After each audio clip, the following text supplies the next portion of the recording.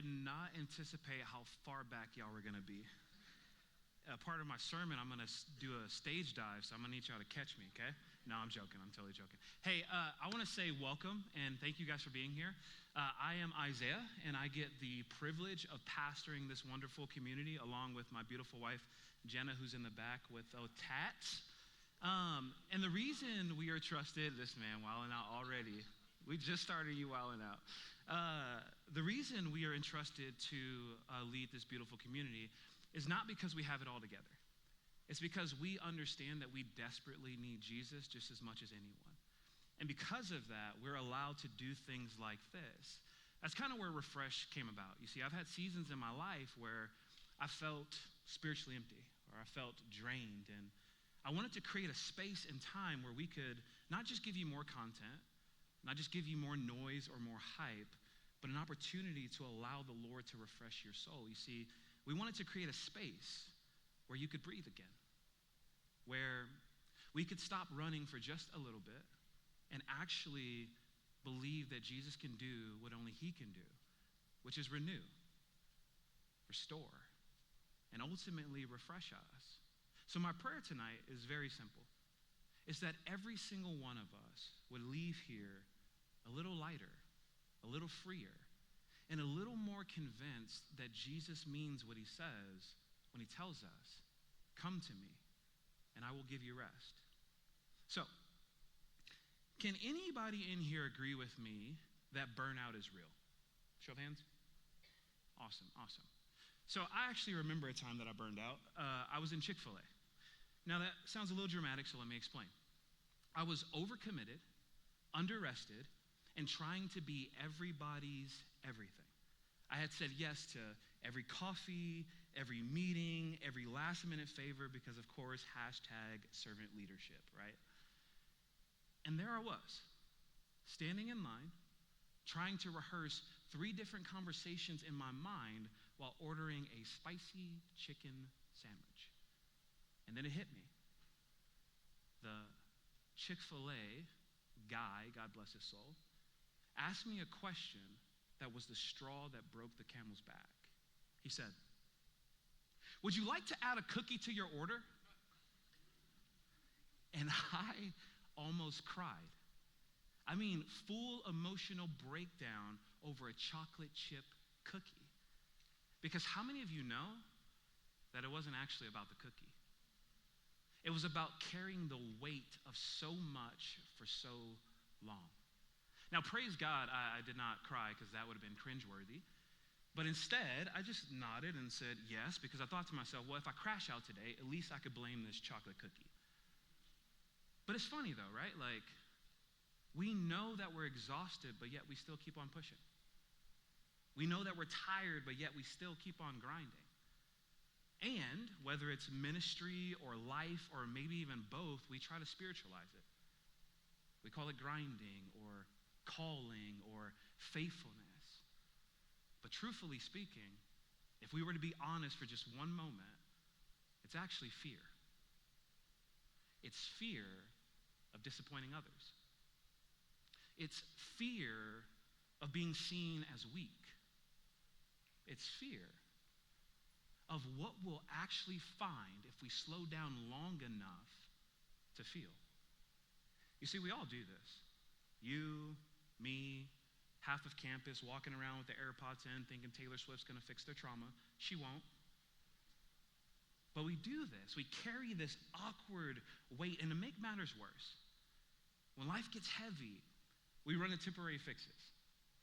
More sleep, more coffee, more scrolling, more new beginnings. We'll change our major. We'll switch jobs.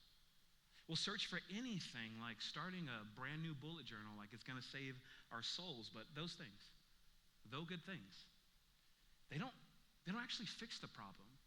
They just distract us from it. They take us away from actually realizing the real issue. And when we're back at square one, we're just more tired, more anxious, and still wondering, why isn't any of this actually working?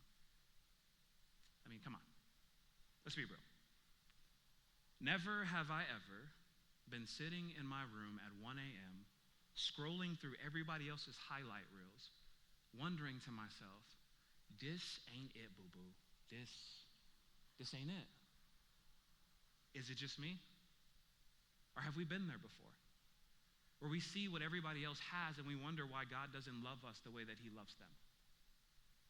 Where we're exhausted and we're tired and we're crying out to God, but for some reason, we don't get the energy and the strength that we want. So we find ourselves saying to ourselves, this can't be all that there is. And the reason why we do this is because we live in a culture of burnout and Band-Aids. We're drowning in self-help, but starving for something so much deeper. We want more than what life is giving us in our current moment. And somewhere between the glow-ups and unhinged ASMRs, we've lost the art of rest. We've lost the art of being in God's presence. You mean, hear me out. Remember when you thought that summer break was going to cure everything? Like 10 weeks. 10 weeks to finally fix your sleep schedule. 10 weeks to finally get shredded. I felt that one miserably. 10 weeks to finally read that book. Or how about this one? 10 weeks to finally heal your inner child. And then 3 days later, you're still sleeping in till 1 p.m., still on your daily TikTok therapy sessions, eating leftovers from the night before, convinced that you're going to start fresh tomorrow. Unless that was just me. If it was, then that was awkward for me to share that with y'all. But what about the move to Lubbock and the dream of something new? A new friend group, new apartment, new gym membership with a Spotify playlist queued up like it's your main character moment, only to realize that your anxiety packed itself in the suitcase. Comparison. Comparison made the road trip too. Overthinking, because we don't do that, right? Well, shouty rode shotgun the entire way.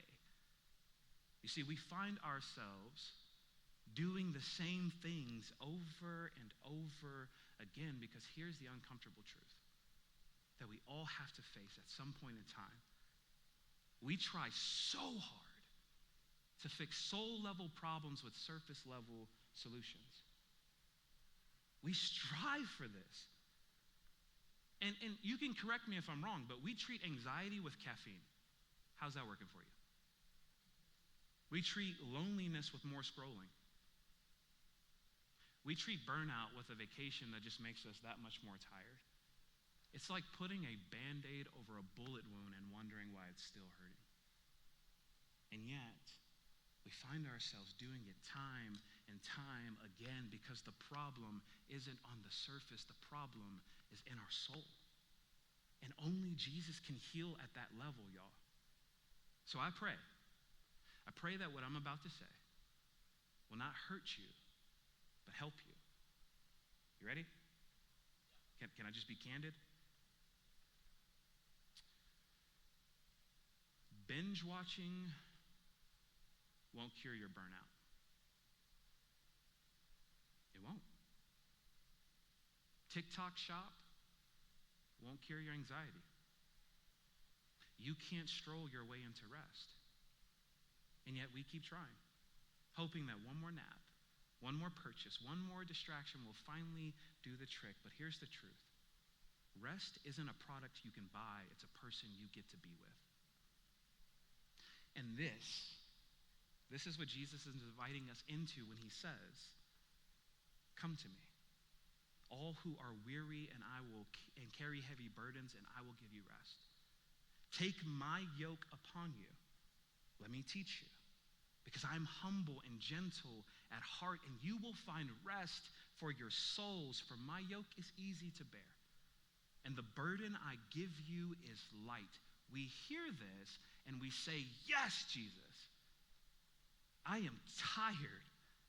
I am drained. I am deeply over it.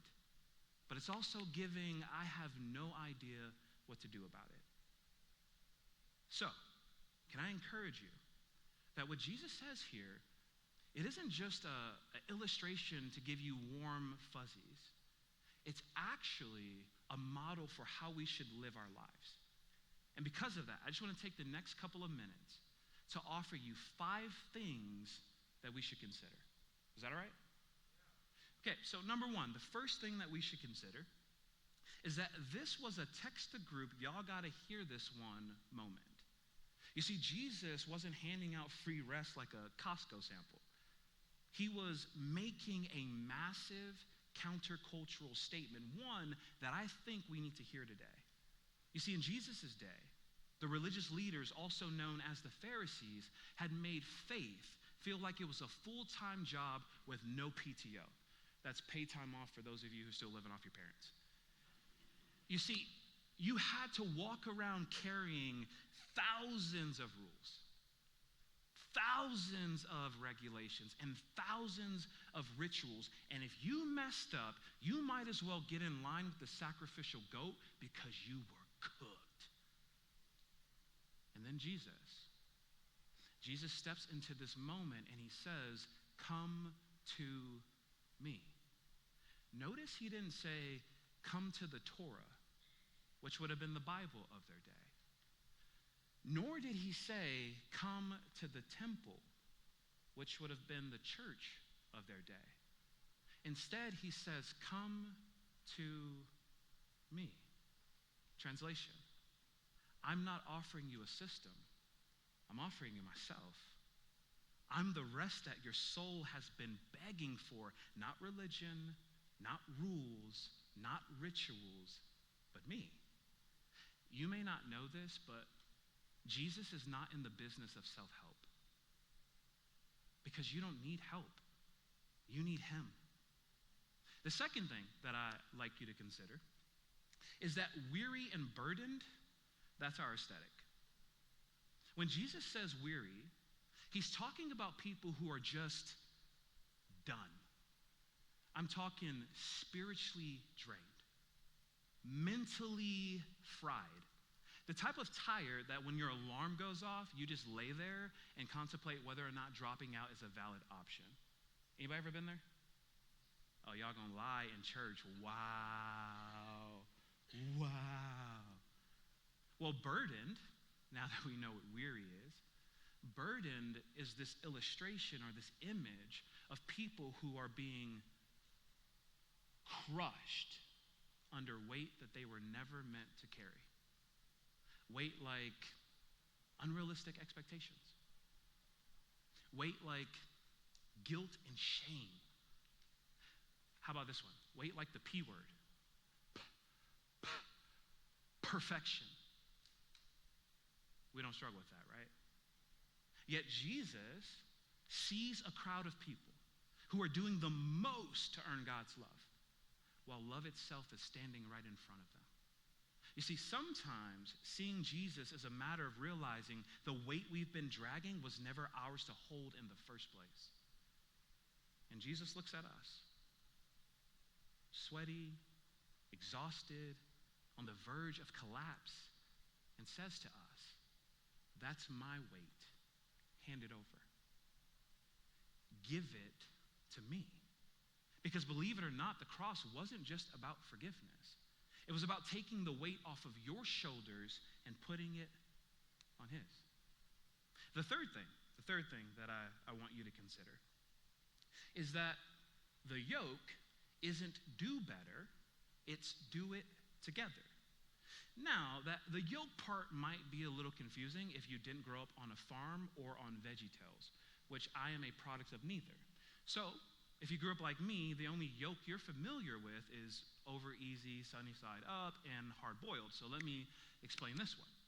When Jesus says yoke, he's referring to a big wooden harness that was put on cattle to help them plow a field. Now this yoke was heavy. It was controlling. It was even restrictive.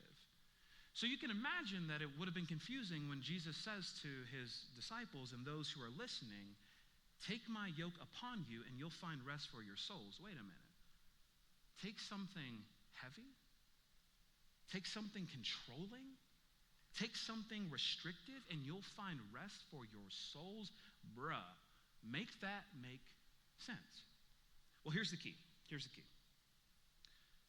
Yoke was also slang for a rabbi's teaching. So when Jesus says, take my yoke, he's actually saying, let me be your teacher. Let my way become your way, because following me is not heavy, it's healing.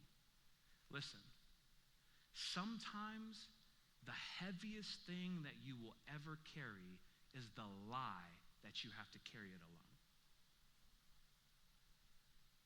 Which leads me to the fourth thing that I want you to consider. Jesus isn't angry at your weaknesses. He's gentle with your wounds. Now, how many of you grew up with a PE teacher that was a complete a-hole? Show of hands. Okay, I did. This man once told me, run until you throw up. And he wasn't joking. Like, sir, I signed up for physical education, not the Hunger Games. Yet, he would stand there with his stopwatch and time our laps and tell us to run harder, do more, get after it. And if you didn't do it, well, he lets you hear about it. He once told a girl who tripped that gravity is a mindset. Y'all, she literally fell so hard she ate the track. Gravity's a mindset? Nah, bruh, it was a reality for her. The reason I bring this up is one, because it's low-key funny, but two, because sometimes this is how we view Jesus. Sometimes we view Jesus standing up in heaven with his arms crossed, barking out spiritual orders. Read more, pray more, do more, keep going. Why do you keep messing up? And when we fall short, we think he's disappointed in us. But in this moment, this is where Jesus breaks that stereotype. You see, he says, I am gentle and humble in heart. In other words, I'm not here to crush you. I'm here to carry you. In other words, I'm not expecting you to get to the finish line on your own strength. I'm walking with you, matching your pace with mine so that we finish together. You see, the PE teacher pushes you till you collapse. Jesus pulls you gently into his rest. So, when Jesus says, come to me, he's not giving us more to do. He's actually giving us our lives back. And the final thing that I want you to consider is this. This rest, it's not from responsibility. It's from religious performance.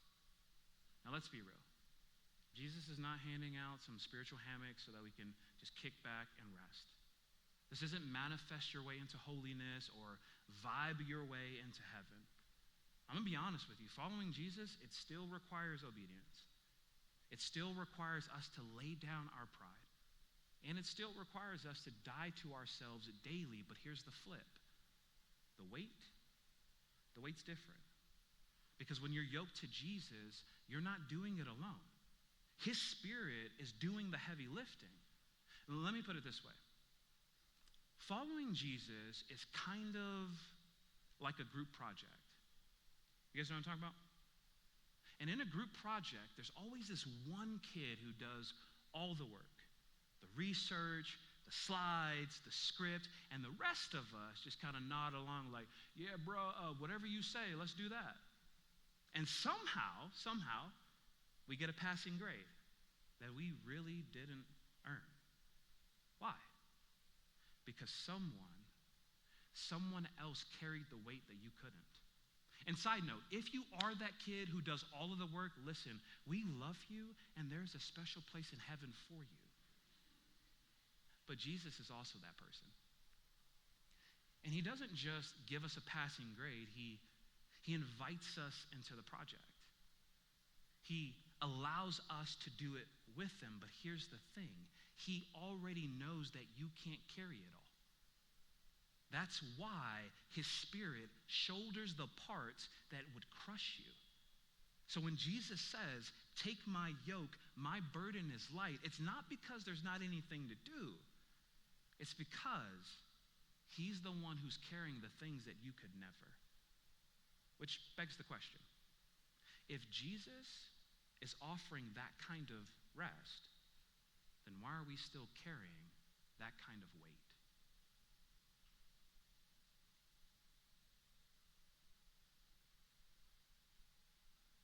That's where you pause for dramatic effect. Is it working? Kind of, maybe? Who cares? Again, why are you carrying that kind of weight? And I'm not talking about your gym bag. I'm not talking about your backpack. I'm talking about the stuff that no one sees when you walk in here smiling. The guilt that you can't shake. The anxiety that you can't explain. The constant pressure to keep it all together so that no one knows that you're actually falling apart. And the crazy part is, we've gotten so used to carrying it that we actually think it's normal. But the truth is, you can't find rest in the same places you've been losing peace. And for some of you, that's the real struggle. You see, it's not just about exhaustion. It's about control. You've been trying to run your own life, but your shoulders were never meant and built to carry that kind of weight. So what if we actually believe Jesus tonight? What if we stopped pretending that we're fine? What if we stopped numbing ourselves with distractions? What if we stopped trying to prove to the world and ourselves that we can carry it all? Because guess what? We can't. And that's not failure. That's freedom. You see, Jesus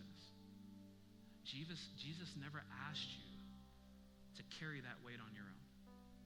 Nor did he ever ask you to be your own savior. He just asked you to bring the weight to him. The guilt, the anxiety, the constant pressure to keep it all together. And imagine if we became that kind of community. Not the burned out ones, not the always anxious ones, not the ones doom scrolling our lives away, but the ones who actually believe Jesus when he says, come to me, and I will give you rest. A community where guilt gets traded for grace, where anxiety gets replaced with peace that no one can understand, where the weight of what we've been dragging turns into testimonies of God's faithfulness. That's who we can become. And that's what Refresh is all about. And it starts not tomorrow, not when everything calms down, but right here, right now, together. So tonight, I want to offer you a step in that direction. As you can see on each side of me, there are two boards. On one board, we're going to call this one Burdens. And what I want you to do, as you walk over to this board called Burdens, there's a card there, along with a marker and a pen. And what I want you to do is I want you to take the weight that you've been carrying off of your shoulders, write it on the card, and pen it to the board. That's Burdens. My friend over here is called People. Same concept, but on this board, what I want you to do is write the name of a person. It could be a roommate, a classmate, maybe even someone you've lost touch with. But I want you to write their name on the piece of paper if, and only if, you want them to experience the peace and rest of God. Just pen it there. And here's the goal. We are going to pray over these burdens and these people semester. Because here's my hope and my desire, is that as we pray for these people and these burdens, God will be faithful and do what he does, which is answer prayers. And when he does that, we'll be able to take those cards off of the board as a testament of God's faithfulness. Because I believe sometimes in order to be refreshed or live in refreshing, you have to trust God with some of the deepest, hardest, most heaviest things that you will carry. And sometimes in life, those are burdens and those are people. So I'm going to invite our worship team back up. And as they worship, I'm going to entrust you to be adults, to be honorable and be respectful, but to step out in faith and write the burden that you've been carrying. You don't have to put your name on it. And write the people that you're praying for. You don't have to put your name on it. And we're going to trust and pray that you would trust with us that God is going to answer those prayers. Sound like a plan? Okay. Then let's do it.